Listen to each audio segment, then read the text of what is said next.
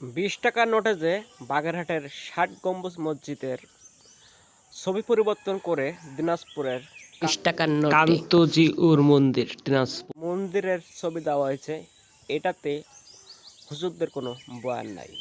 আজকে ঈদের দিনে এক হুজুর ঈদগাহ ময়দানে বলে শেখ হাসিনা চলে যাওয়ার পরে এরে ধান খুব ভালো হয়েছে, ১৫ বছর যাবৎ এত এরে ধান হয় নাই।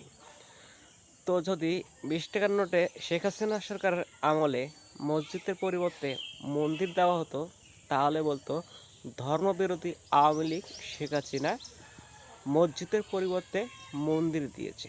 তো এখন কেন হুজুরদের মুখে এই মন্দির সম্পর্কে কোনো কথা নাই?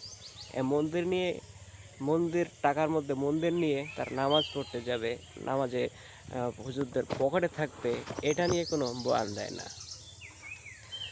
তো যখন যে অ্যাঙ্গেলে কথা বলে মানুষ তার অ্যাঙ্গেলেই কথা বলতে থাকে।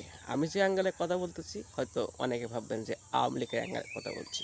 হ্যাঁ, আওয়ামী লীগ করি, কিন্তু ৭০ বছর কি ২০ বছর যাবত তা নয়। আমরা জন্মসূত্রে আওয়ামী লীগ করি, বাপ দাদা ১৪ গোষ্ঠী আওয়ামী লীগ করছে।